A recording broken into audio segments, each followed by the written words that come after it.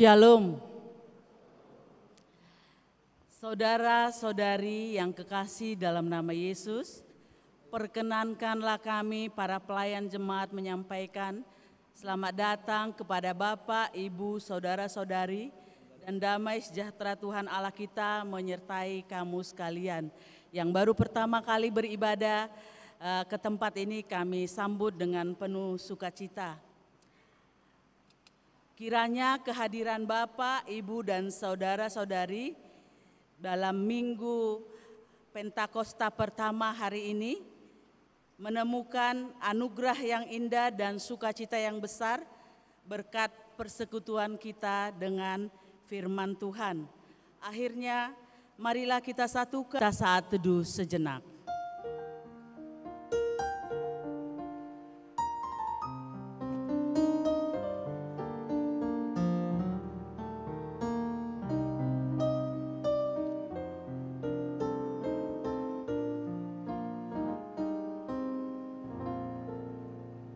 Amin. Mari kita memuji Tuhan dari Kidung Jemaat nomor 8 ayat 1 sampai 3. Bagimu Tuhan nyanyianku.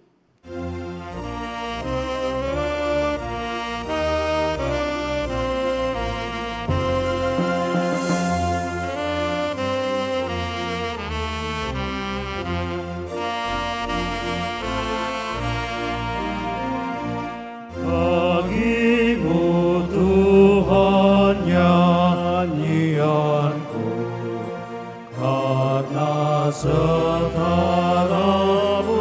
siapakah, hendak ku puji Kau selalu. Padaku Roh Kudus berikanlah, supaya dalam Kristus Putramu hidupku berkenan kepadamu. Oh, tuntun aku ke Putramu, agar padamu ku dituntunnya, dan Roh-Mu diam dalam rohku, membuat mata hatiku cerah, sehingga ku rasakan damai-Mu, dan ku ungkapkan dalam hidupku. Beri berkat-Mu Maha Tuhan, agar benar kudus pujianku, dan doa juga ku lakukan di dalam roh dan kebenaran-Mu.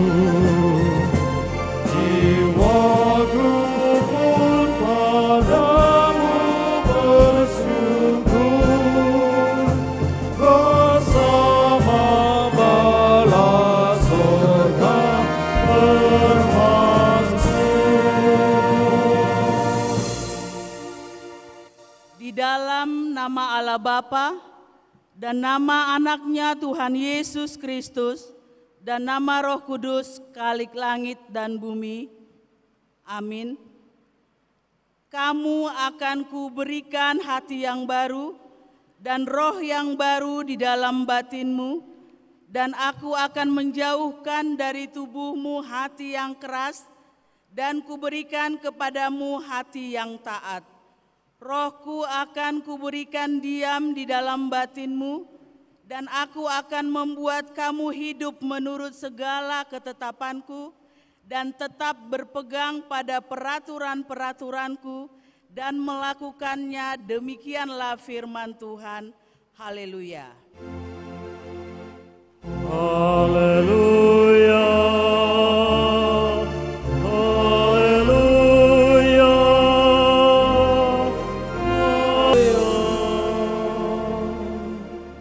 Kita berdoa. Ya Tuhan Allah Bapa kami yang Maha Suci, Engkau telah mengajar dan membimbing kami dengan firman-Mu yang kudus itu, supaya kami membuka hati kami untuk menyambut Roh-Mu yang kudus itu menjadi pembimbing dan penolong kami. Bukakanlah iman kami kepadamu, supaya kami di dalam sukacita menyediakan hidup kami untuk-Mu.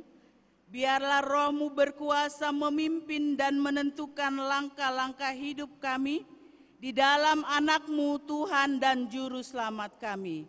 Amin. Ayat nomor 235 ayat 4 tambah 6, ku dengar berkat-Mu turun.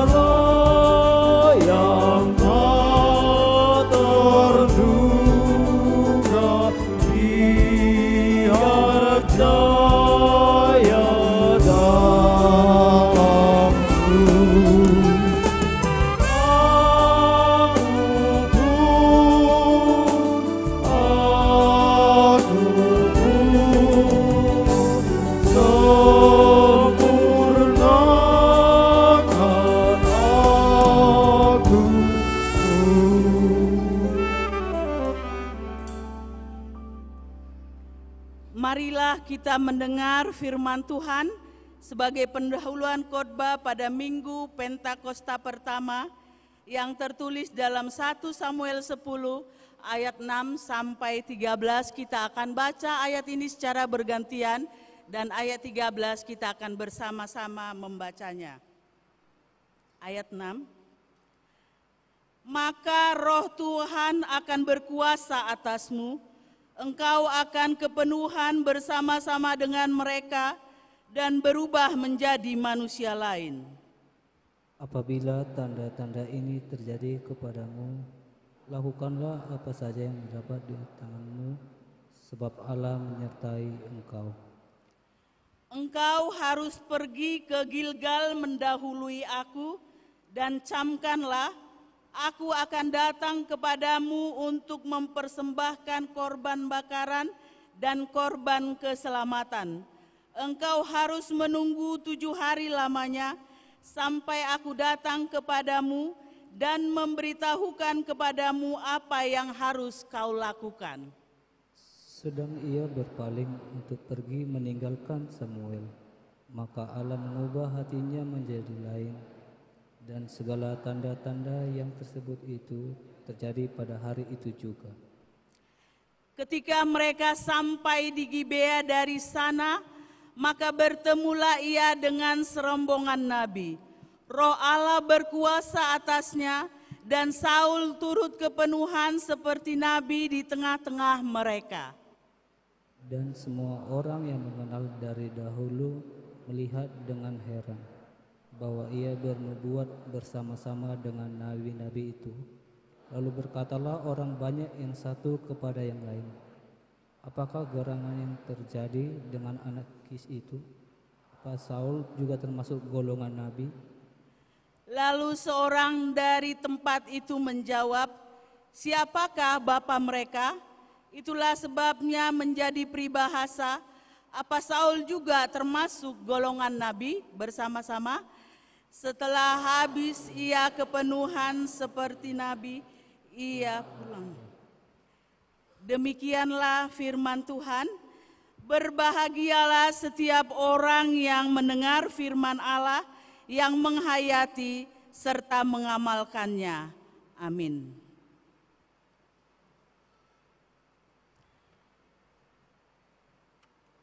Kita memuji Tuhan dari Kidung Jemaat nomor 353 ayat 1 tambah 4, sungguh lembut Tuhan Yesus.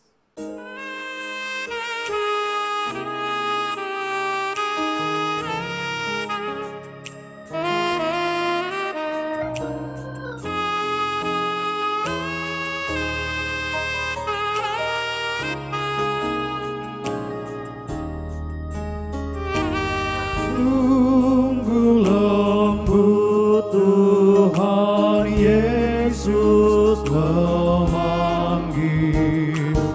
memanggil aku datang.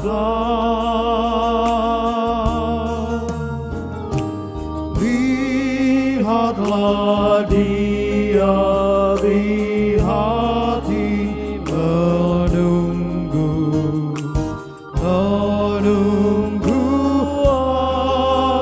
datang.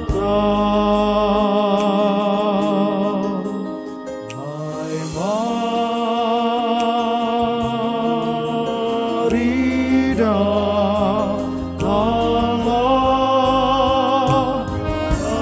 yang lemah mari datanglah.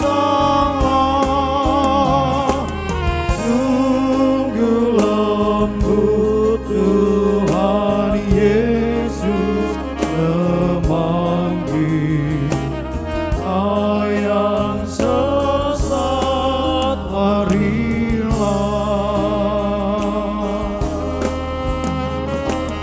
Yesus berjanji memberikan kasih-Nya kepada aku dan kau. Ia mengampuni orang berdosa seperti aku dan kau. Hai mari datanglah, yang lelah mari datanglah. Sungguh lembut Tuhan Yesus memanggil yang sesat, marilah. Tuhan Yesus Kristus, hari ini adalah minggu terakhir di bulan 5, dan Tuhan mencurahkan roh-Nya yang kudus untuk kita semua. Tapi mungkin dalam 1 bulan ini ada banyak dosa pelanggaran yang kita lakukan. Mari kita datang dengan segala kerendahan hati di hadapan Tuhan, mengakui dosa pelanggaran kita. Kita berdoa di dalam hati kita masing-masing.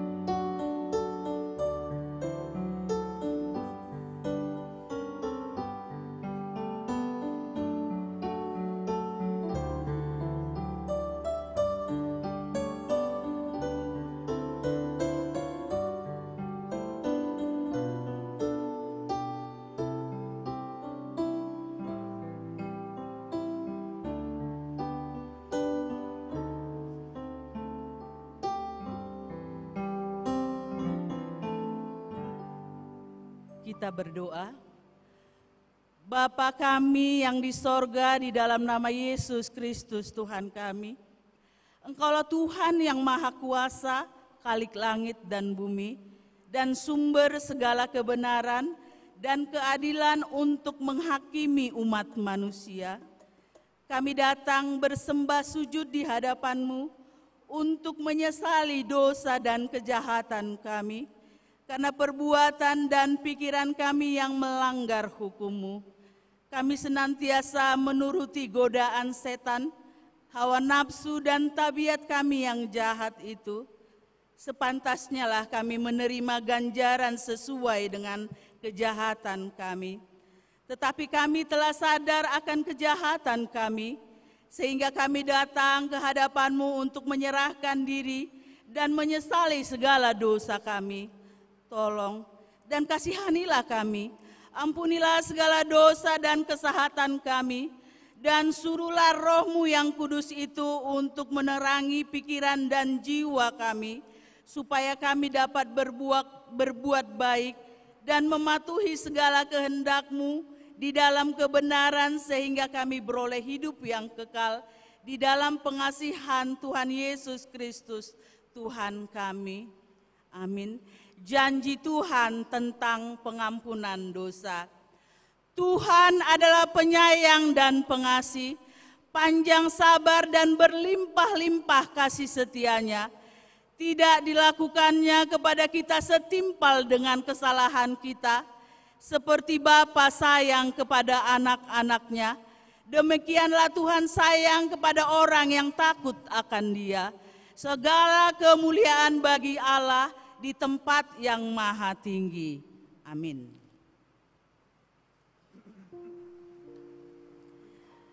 Kita memuji Tuhan dari Kidung Jemaat nomor 249 ayat 1-3, Serikat Persaudaraan.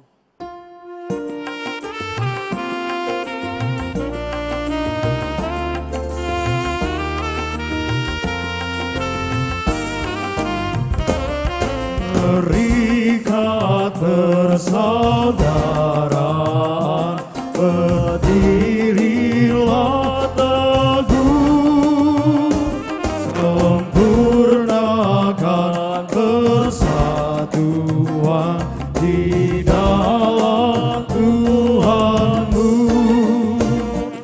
Bersama-sama majulah, dikuatkan iman, berdamai dan sejahtera dengan pengasihan, dan masing-masing kamu pun diberi anugerah, supaya kamu bertekun dan rajin bekerja. Hendaklah hatimu rendah, tahu Tuhan berkuasa, cepat menurut firman-Nya, berkasih-kasih-Nya.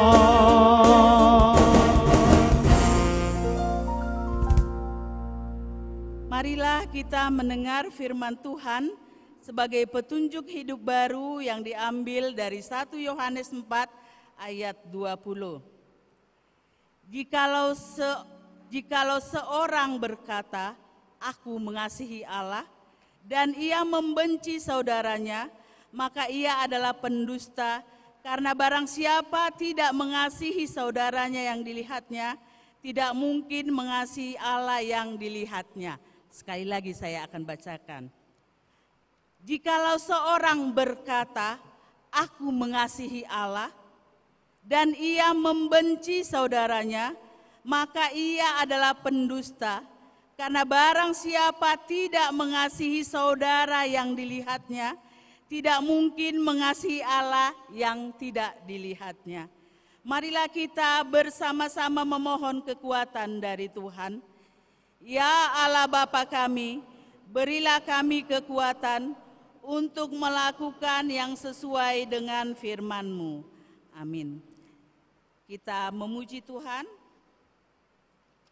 Dari Kidung Jemaat nomor 372 ayat 1 dan 2, inginkah kau ikut Tuhan?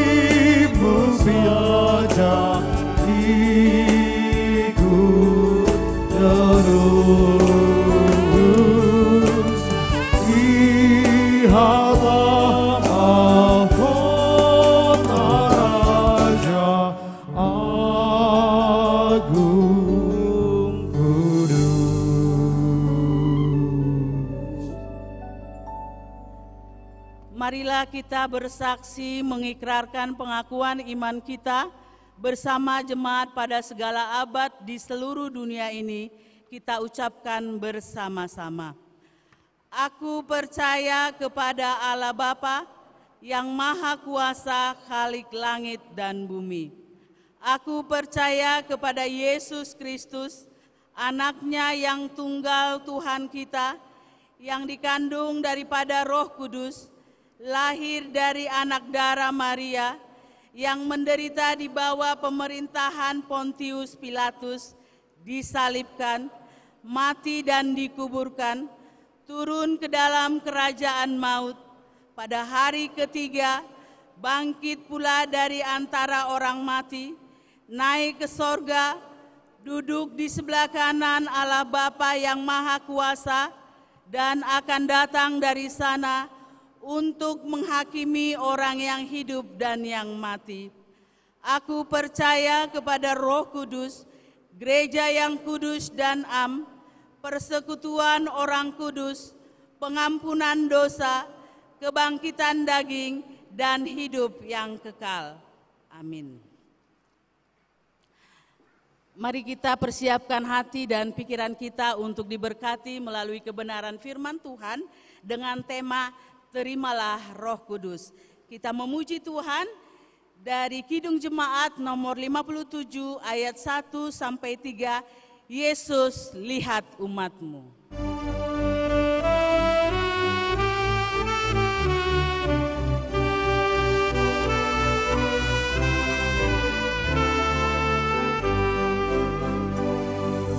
Yesus, lihat umat-Mu yang mendamba, Kau berfirman dan arahkan padamu hati dan seluruh indera.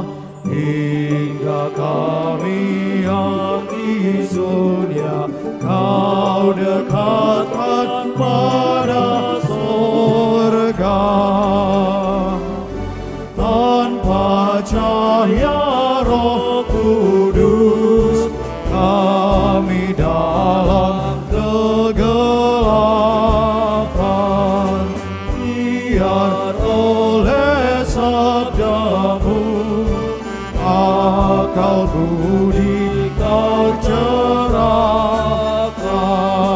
hingga Tuhan kau kuasai karya dan ucapan kami. Sinar maha mulia lahir dari Allah Bapa. Dan siapkanlah hati mulut pendengaran, biar doa dan nyanyian berkenan padamu Tuhan.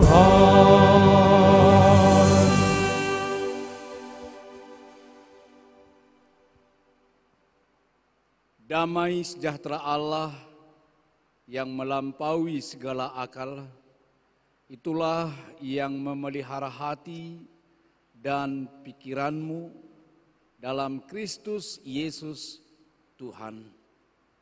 Amin. Salam. Bapak, Ibu, dan saudara-saudari yang kekasih dalam nama Yesus Kristus, selamat hari Pentakosta buat kita seluruhnya. Kita tahu dalam minggu ini kita memperingati satu perayaan besar dalam kalender gereja kita, yaitu perayaan Pentakosta pertama, peringatan akan turunnya Roh Kudus dengan tema Terimalah Roh Kudus, yang didasarkan pada kitab Injil Yohanes pasal 20 ayat 19 sampai dengan ayat 23. Saya akan membacakannya bagi kita. Yesus menampakkan diri kepada murid-muridnya.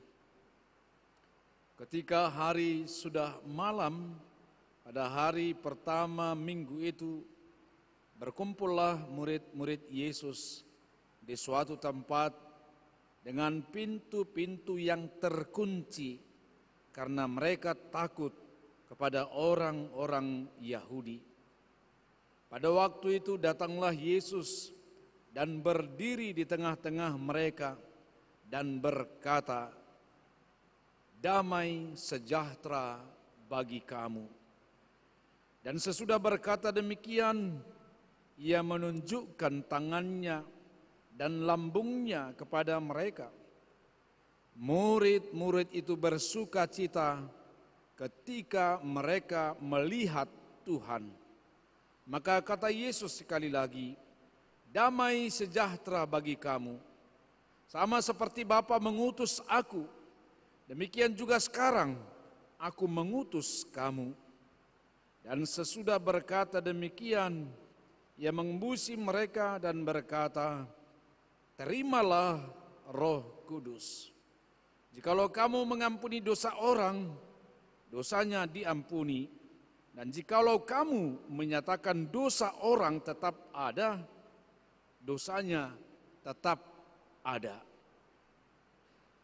Inilah firman Tuhan, kabar baik buat kita dalam perayaan Pentakosta yang pertama.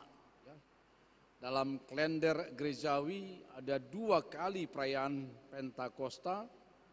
Pentakosta pertama seperti hari ini dan Pentakosta kedua. Yang walaupun memang biasanya ini sepertinya sudah seperti biasa-biasa saja, ya. Itu sangat berbeda ketika kita merayakan hari Natal misalnya atau Advent Natal. Kita sangat antusias, ya. Paskah juga. Tapi Pentakosta sepertinya biasa-biasa saja, apalagi memang itu dirayakan hari Minggu. Ya biasa seperti minggu-minggu lainnya. Ya. sepertinya tidak begitu penting lagi.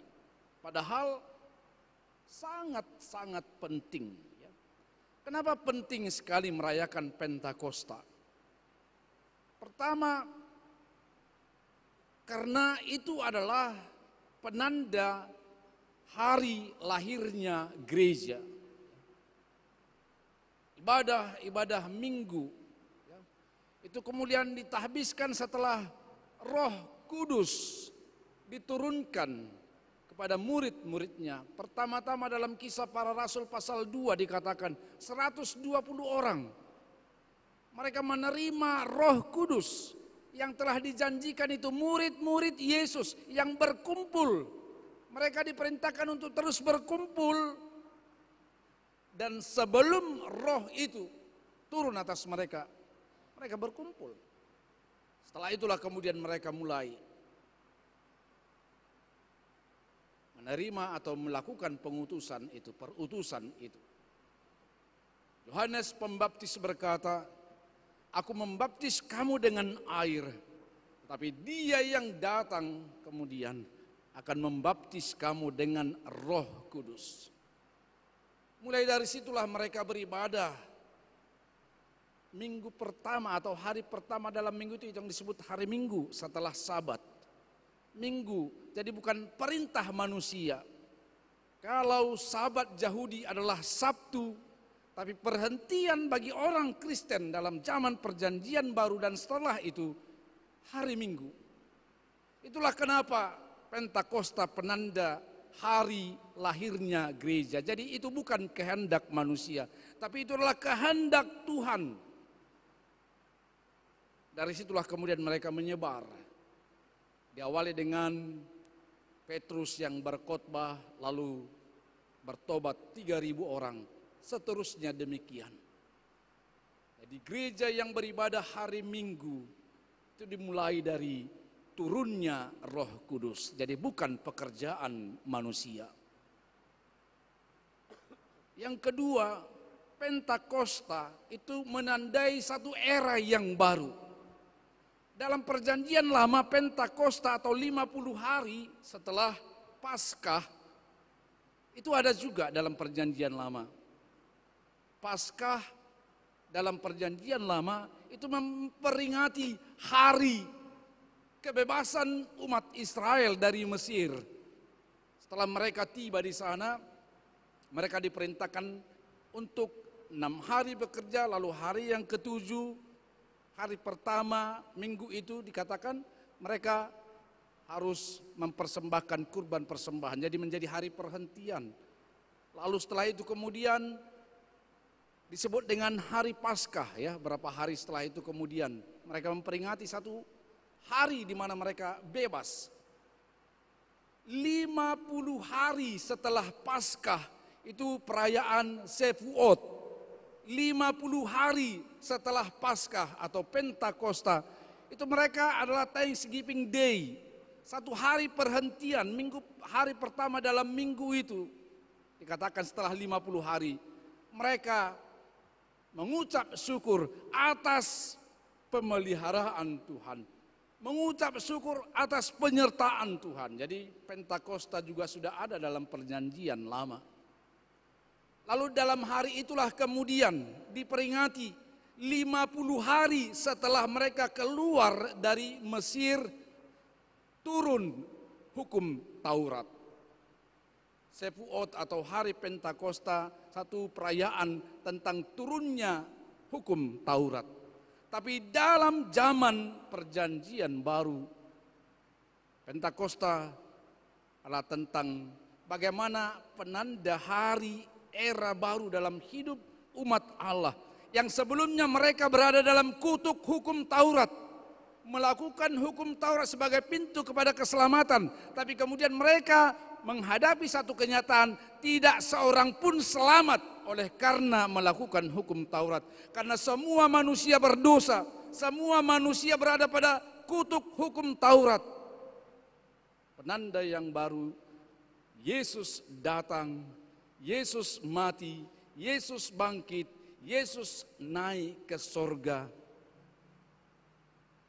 Itu mengingatkan kita, keselamatan kita adalah oleh karena anugerah Tuhan, bukan karena perbuatan baik, bukan karena pemenuhan akan pekerjaan melakukan hukum Taurat, tapi oleh karena anugerah Tuhan semata. Jadi Pentakosta itu mau mengingatkan kita bahwa era kita sekarang adalah era di mana kita tergantung sepenuhnya kepada kasih karunia Tuhan semata, anugerah Tuhan semata. Pengampunan dosa, keselamatan itu adalah anugerah Tuhan. Sehingga hukum Taurat kemudian kita lihat sebagai perintah untuk melakukan hidup yang baru setelah diselamatkan. Buah-buah pertobatan, hidup yang baru. Jadi bukan lagi di bawah hukum Taurat, bukan lagi hukum Taurat yang menyelamatkan, tapi hukum Taurat itu sebagai buah hidup yang baru, yang dilahirkan dari era yang baru, hidup oleh anugerah itu. Lalu yang ketiga, Pentakosta itu juga penanda ada style baru, ada identitas baru. Setiap orang yang percaya, yang telah percaya kepada Yesus, dia akan menerima kuasa sebagai anak Allah, dimeteraikan dan dikuatkan, diteguhkan, diperlengkapi di dalam rohnya, dalam roh Tuhan, yaitu Roh Kudus. Nah, saudara-saudari yang kekasih dalam nama Yesus, itulah kenapa pentingnya sebenarnya kita merayakan, mengingatkan kita kembali bahwa Roh Kudus ada bagi kita. Tuhan tidak pernah benar-benar meninggalkan kita. Setelah Yesus naik, dia menjanjikan apa sebelumnya? Rohnya. Roh Kudus adalah manifestasi kehadiran Allah, manifestasi kehadiran Yesus, Allah yang Immanuel bersama-sama dengan kita. Karena itu apakah yang menjadi kabar baik atau Injil bagi kita yang boleh kita bawa dalam perayaan pesta Pentakosta ini? Berkat Pentakosta yang boleh kita bawa hari ini ada 3 hal. Yang pertama, Tuhan Yesus memberikan damai sejahtera buat kita. Ada damai sejahtera yang Tuhan berikan, yang Tuhan sediakan kepada setiap orang yang percaya, kepada kita. Konteksnya sangat jelas tadi, murid-murid Yesus ketakutan. Ya. Ada 2 rasa takut mereka, ditangkap oleh orang Yahudi atau pasukan Yahudi. Karena apa? Mereka sudah melihat sendiri Yesus ditangkap, dicambuk, dipukuli, diludahi, disalibkan atau dibunuh. Mereka sudah melihat itu. Mereka merasa ngeri. Mereka harus mendapati satu kenyataan, guru yang senantiasa mereka ikuti, guru yang senantiasa mereka teladani, pribadi yang senantiasa memberikan rasa nyaman bagi mereka, ternyata harus ditangkap dan harus dibunuh. Lalu mereka mulai berpikir bahwa mereka juga akan mengalami hal yang sama. Pasukan Yahudi juga akan mengejar-ngejar mereka. Mereka sangat ketakutan. Dimulai dengan si Petrus misalnya, ketika mendapati kenyataan bahwa Yesus ditangkap, dengan rasa takutnya dia manifestasikan dengan cara menyangkal Yesus. Ya, menyangkal Yesus. Mengkhianati Yesus. Mengatakan bahwa dia tidak mengenal Yesus itu. Lalu kemudian seterusnya mereka juga mengalami ketakutan. Ada dalam satu ayat dalam perikop yang sama, pasal Lukas pasal 24 ayat 37 dikatakan seperti ini. Mereka terkejut dan takut dan menyangka bahwa mereka melihat hantu. Ya. Jadi ketika mereka mengurung diri, ketika mereka bersedih, ya, mulai merasa bahwa Tuhan sudah meninggalkan mereka, Yesus meninggalkan mereka. Rasa takut itu kemudian melumpuhkan ingatan mereka tentang janji Tuhan bahwa Tuhan akan bangkit, Tuhan akan menyertai mereka. Mereka sepertinya kehilangan jejak Yesus. Rasa takut, ini hati-hati.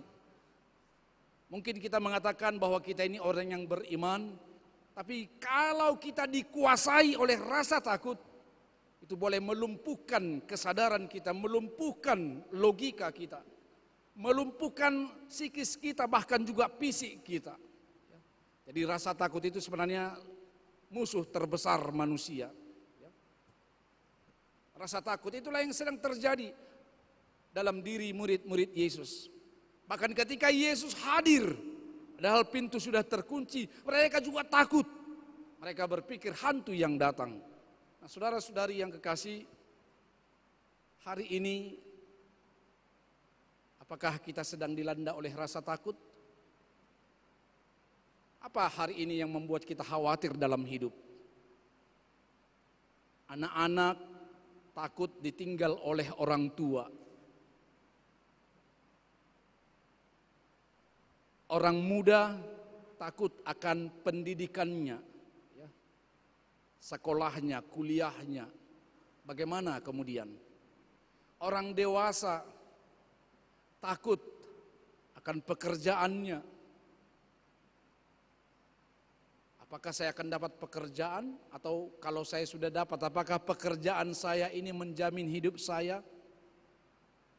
Orang tua takut akan kesehatannya.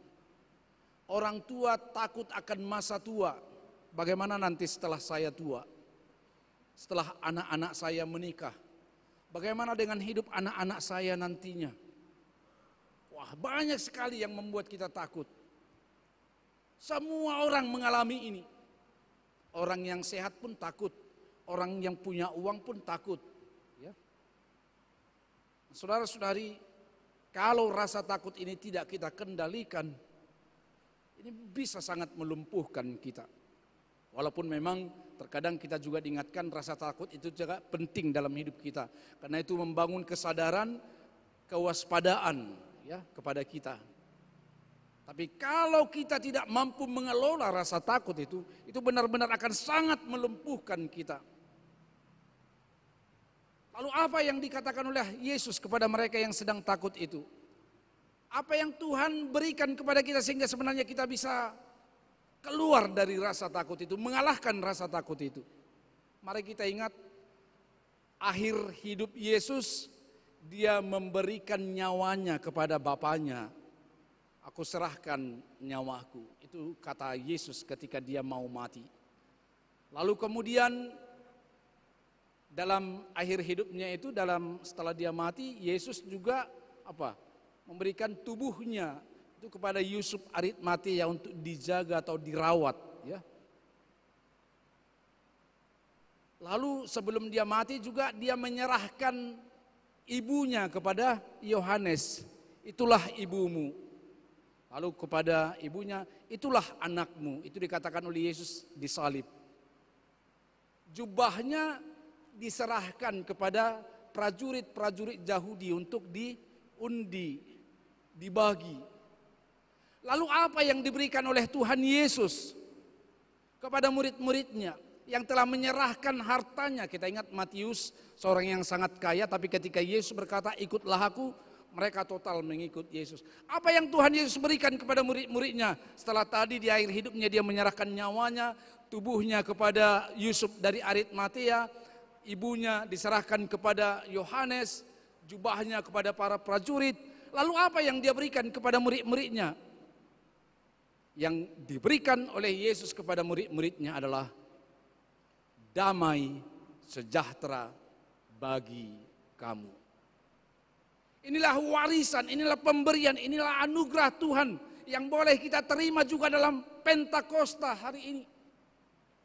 Tuhan memberikan damai sejahtera bagi kamu, bagi saya dan bagi kita semua. Yesus tidak memberikan uang, Yesus tidak memberikan rekening atau harta dalam satu rekening yang sangat banyak. kepada murid-muridnya. Tapi yang diberikan oleh Tuhan Yesus, damai sejahtera bagi kamu. Damai sejahtera bagi kamu. Apa yang diberikan oleh dunia?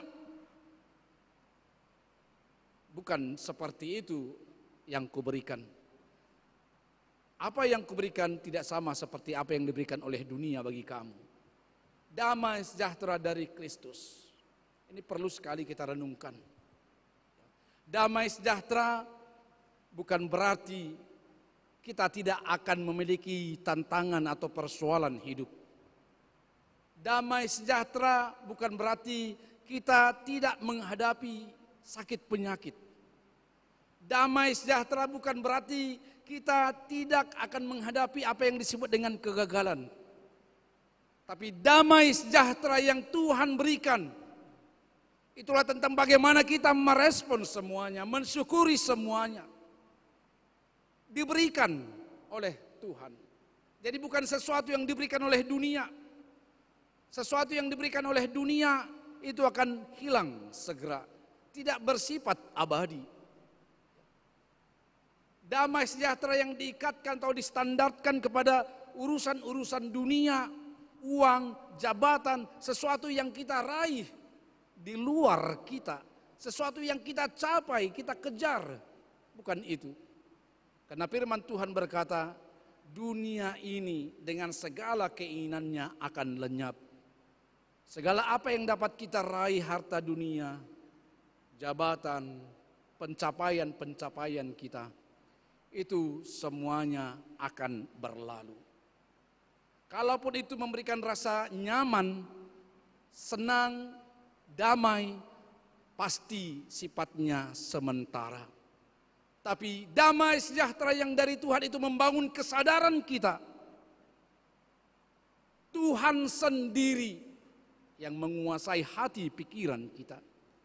Dan kalau Tuhan yang menguasai hati dan pikiran kita, kalaupun kita sedang menghadapi kesusahan, kita tetap teguh, kita tetap kuat. Apapun yang kita terima dalam hidup kita, kita akan tetap bersyukur. Itulah yang Tuhan berikan kepada kita.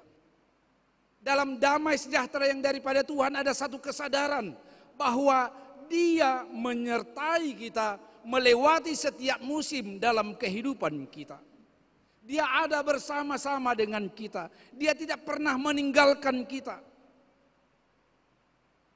Dalam damai sejahtera itu, kita semua diingatkan bahwa Tuhan hadir. Lalu kemudian nanti kita ingat dalam bagian yang ketiga nanti, terimalah rohku katanya. Roh Tuhan itu menjadi sumber sukacita. Kalau sudah roh Tuhan yang memimpin hati pikiran kita, maka apapun yang sedang terjadi dalam hidup kita, di sekitar kita, kita dapat tetap tenang. Karena itulah dalam lagu buku ND kita dikatakan seperti ini, artana gudang imah roha nasonang. Ya. Roha nasonang. Bagaimana damai sejahtera itu boleh kita alami? Bagaimana damai sejahtera itu boleh tetap kita miliki? Dalam teks kita ini satu pelajaran yang sangat berharga dikatakan tadi apa? Yesus datang menjumpai mereka. Yesus menunjukkan tanda-tanda lubang di tangannya dan di lambungnya. Lalu setelah mereka dikatakan tadi berjumpa dengan Yesus, mereka bersuka cita. Bagaimana kita boleh memiliki damai sejahtera dalam hidup kita? Jawabannya adalah berjumpa dengan Tuhan. Perjumpaan kita dengan Tuhan lewat ibadah, perjumpaan kita dengan Tuhan lewat mendengar firman-Nya, mendengar suaranya, perjumpaan kita dengan Tuhan lewat kidung pujian yang kita lantunkan. Sebab dikatakan Tuhan bertahta di atas puji-pujian. Ibadah, firman Tuhan, doa-doa, perenungan kita, perjalanan hidup kita dalam kehendak Tuhan, itulah sarana perjumpaan kita dengan Tuhan. memprioritaskan Tuhan dalam hidup, melangkah bersama Tuhan, menetapkan hati di dalam Tuhan. Sebab firman Tuhan berkata apa? Di luar aku kamu tidak dapat berbuat apa-apa. Jadi ketika firman Tuhan, Yesus berkata kepada murid-muridnya, damai sejahtera aku berikan kepadamu. Itu sebenarnya adalah ajakan, seruan supaya mereka hidup berkenan di dalam Tuhan. Karena itulah kemudian yang kedua berkat Pentakosta yang boleh kita terima hari ini. Segera setelah dikatakan damai sejahtera dikatakan apa? Yesus mengatakan, Yesus mengingatkan bahwa mereka diutus. Sebagaimana Bapa mengutus aku juga mengutus kalian. Dalam Pentakosta ini kita semua diingatkan, ada pengutusan Tuhan dalam setiap pribadi orang-orang percaya. Setiap orang yang percaya kepada Yesus, kita diingatkan dalam pesta Pentakosta ini, kita punya panggilan dalam hidup. Panggilan sebagai utusan Tuhan Yesus dimanapun kita berada. Panggilan kita sebagai utusan Yesus dalam situasi apapun yang kita alami hari ini. Mungkin dengan tugas yang begitu banyak, mungkin dengan kegagalan yang kita alami di kampus, ya, atau persoalan-persoalan keluarga lain. Kesanalah Tuhan mengutus kita, sama seperti firman ada lagu nyanyian tadi kita, supaya kita memikul salib, supaya kita ingat ada kuk yang Tuhan pasang juga kepada kita. Setiap kita memiliki itu, setiap kita memiliki pengutusan dari Tuhan. Dapatkah kita tetap berlaku seperti yang Tuhan kehendaki sekalipun kita mungkin sedang mengalami kesulitan dalam kuliah kita?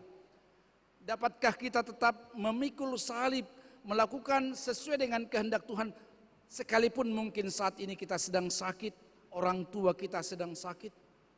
Dapatkah kita tetap hidup di dalam panggilan kita sebagai saksi Tuhan sekalipun mungkin masalah ekonomi sedang membelit kehidupan kita? Sekali lagi, kalau damai sejahtera Allah yang menguasai hati pikiran kita, apapun yang menjadi beban kita, kita akan tetap melangkah sampai akhir. Jadi firman Tuhan hari ini juga mengajak kita semua, jangan mudah putus asa. Dalam pesta Pentakosta hari ini kita semua diingatkan, jangan mudah menyerah. Ada tugas yang Tuhan berikan kepada kita, yang harus kita pikul, yang harus kita kerjakan sampai akhir. Jadi jangan berhenti, ya, kalaupun hari ini kamu mengalami kesulitan di sekolah, mengalami hubungan-hubungan yang gagal dengan teman-temanmu, ya, mengalami hubungan yang gagal dengan teman intimmu, ya, jangan putus asa, jangan menyerah, kerjakan terus.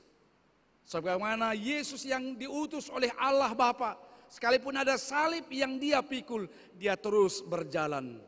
Dia tidak bersungut-sungut, dia tidak menjatuhkan dan dalam pengertian menghilangkan salib itu atau keluar atau lari dari persoalan.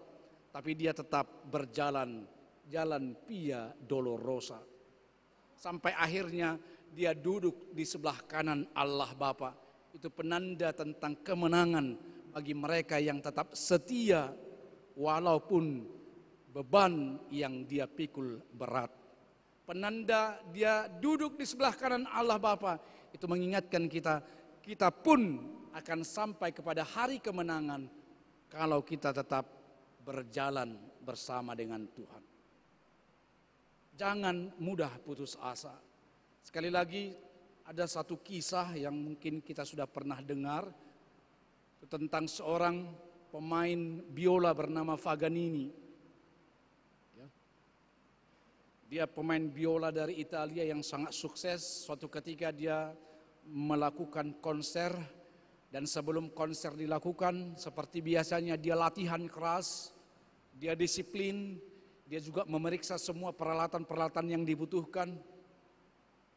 Dia sangat teliti sampai pada hari H ketika semua orang sudah datang membeli tiket yang sangat mahal, tapi kemudian mereka semua ingin menikmati permainan biola Paganini. Mereka duduk, mulailah kemudian Paganini menggesek biolanya. Wah, sangat merdu. Tapi tiba-tiba satu tali dari biola Paganini putus. Wah, Paganini terkejut. Padahal dia sudah melatih dirinya dengan baik, dia sudah mempersiapkan peralatannya dengan cukup cermat. Tapi memang itulah hidup.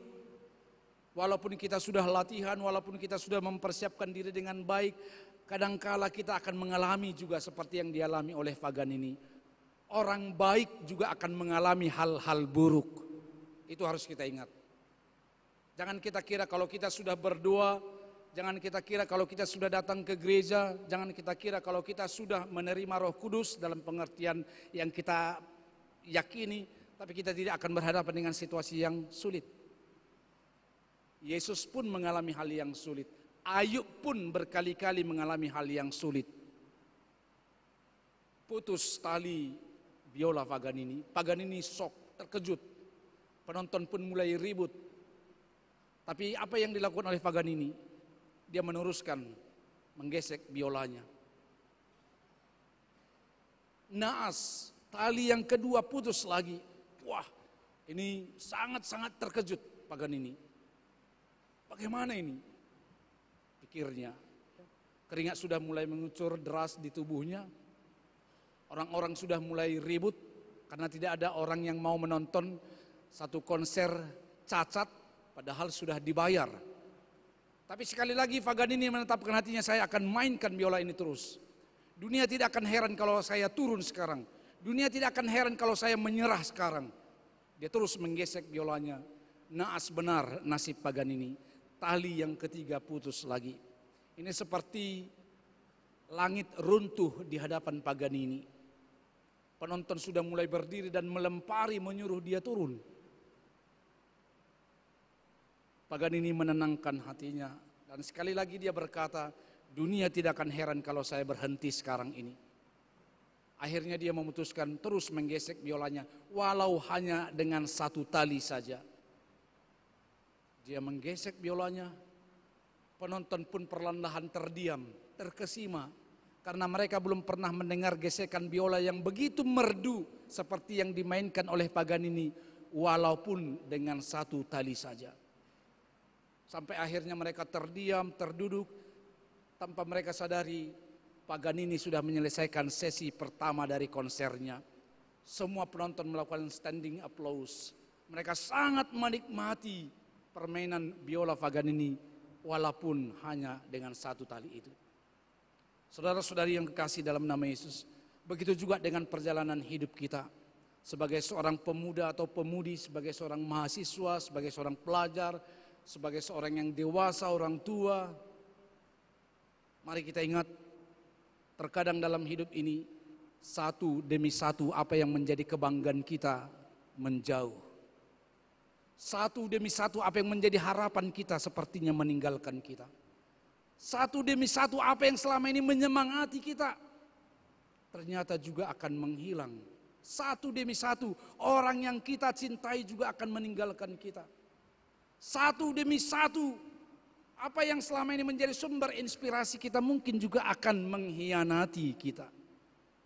Satu demi satu organ-organ tubuh kita juga semakin melemah.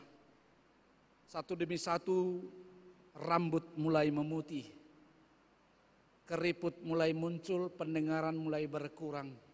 Begitulah hidup ini. Dan ingatlah, sekalipun hanya satu asa yang kita miliki, teruskan mainkan biolamu. Jalani terus hidupmu. Satu demi satu orang yang kau cintai mungkin mengkhianatimu, meninggalkanmu. Katakan, aku akan hidup terus. Aku akan melangkah terus.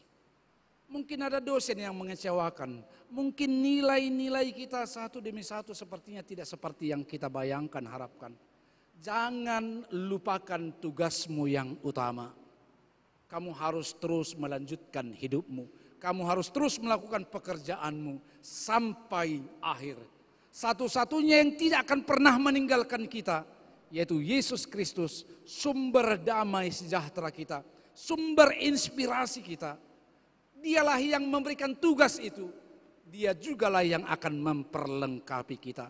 Dia yang mengutus kita, maka dia juga akan memenuhi segala apa yang kita butuhkan.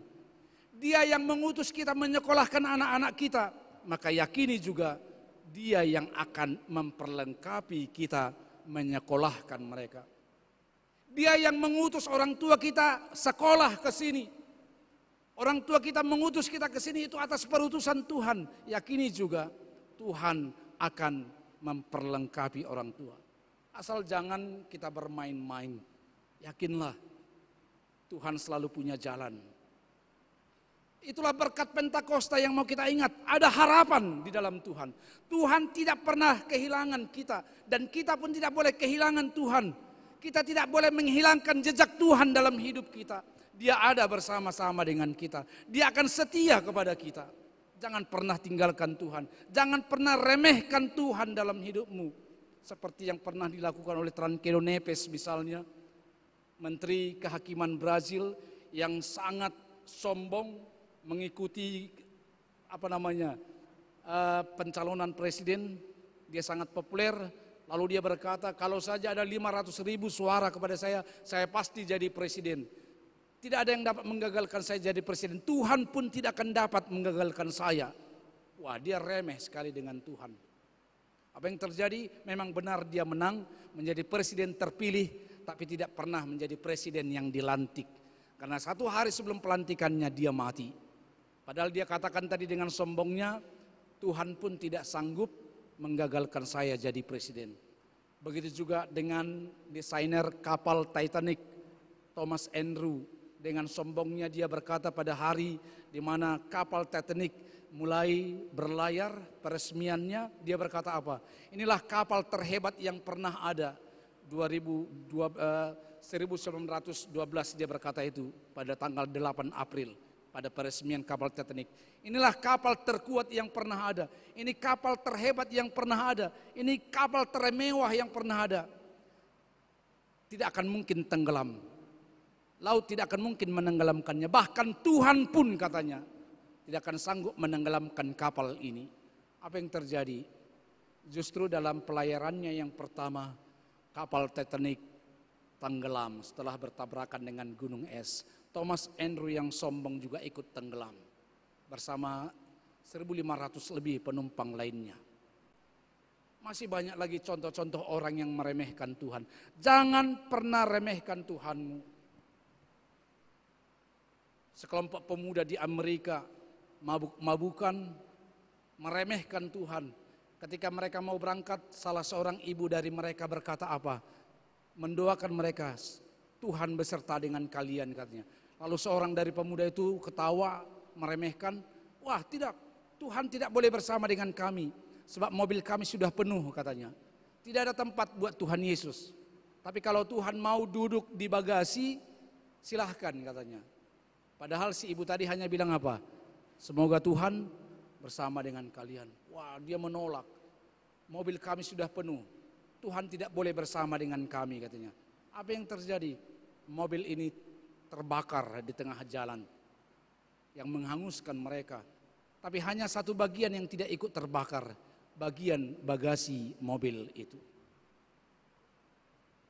Bapak Ibu, terlebih khususnya anak-anak kami mahasiswa, mari jalani hidupmu dengan terus tetap percaya kepada Tuhan.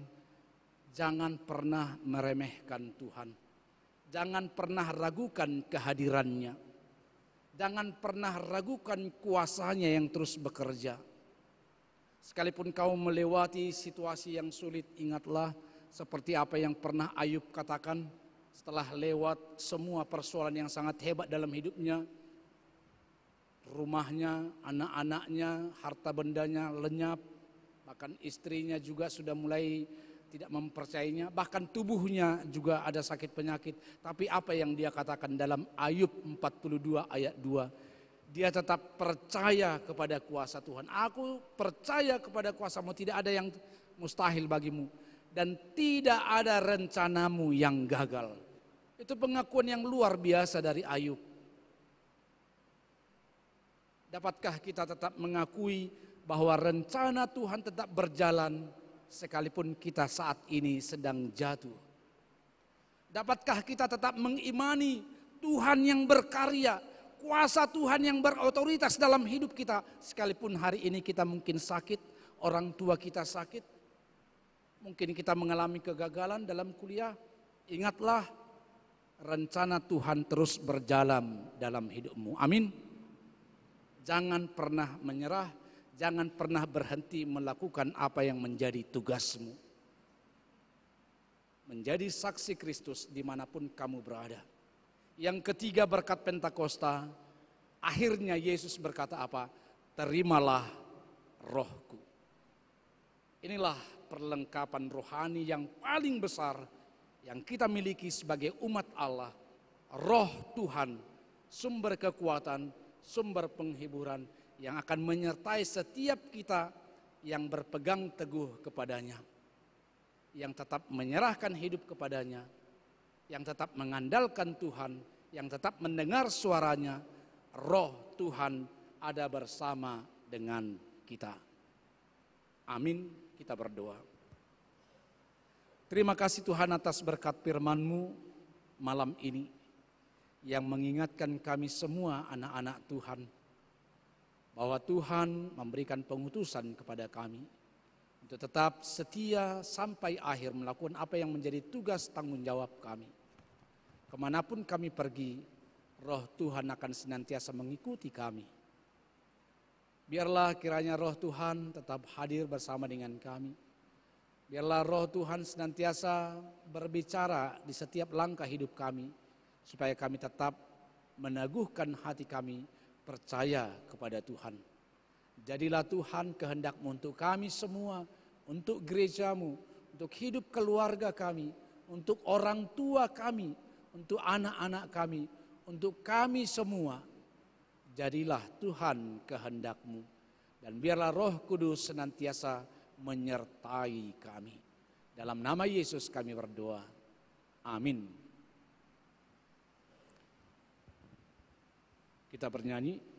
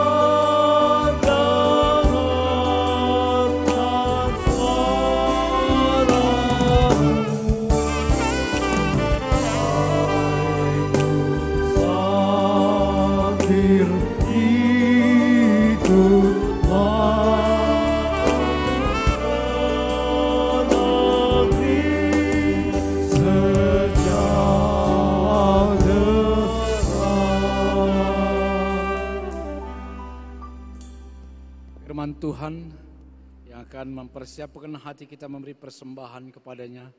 2 Korintus 9 ayat 8. Dan Allah sanggup melimpahkan segala kasih karunia kepada kamu, supaya kamu senantiasa berkecukupan di dalam segala sesuatu dan malah berkelebihan di dalam pelbagai kebajikan. Amin. Kita memberikan persembahan kita.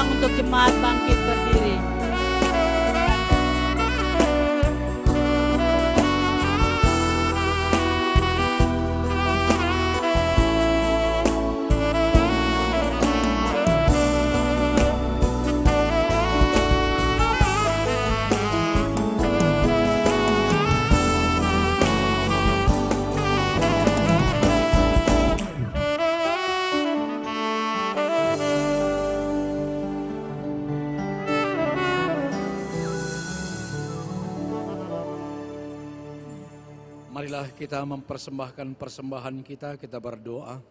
Ya Allah Bapa kami yang ada di sorga, kami mengaku dengan setulus hati, Engkaulah sumber segala berkat dan karunia dalam hidup kami.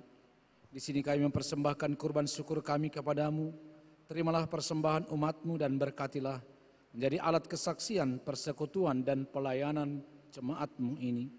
Jadikanlah hidup kami persembahan yang berkenan kepadamu, dan pakailah hidup kami untuk turut menghadirkan tanda-tanda kerajaan-Mu, kasih, keadilan, damai, sejahtera dan sukacita. Bukalah hati kami oleh Roh Kudus-Mu, agar kami senantiasa mengucapkan syukur kepadamu. Di dalam nama Yesus Kristus Tuhan kami. Amin. Di sini aku bawa Tuhan, persembahan hidupku semoga berkenan. Berapalah nilainya Tuhan dibandingkan berkat-Mu yang telah Kau limpahkan. Terimalah Tuhan, oh terimalah Tuhan.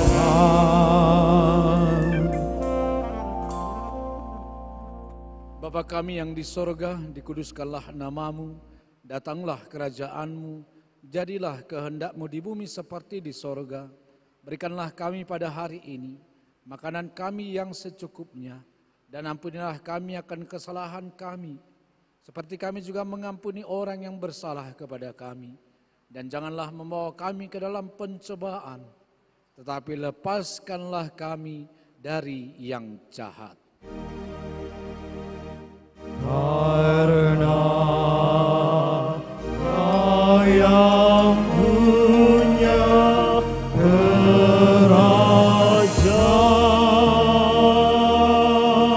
dan kekuasaan dan kemuliaan sampai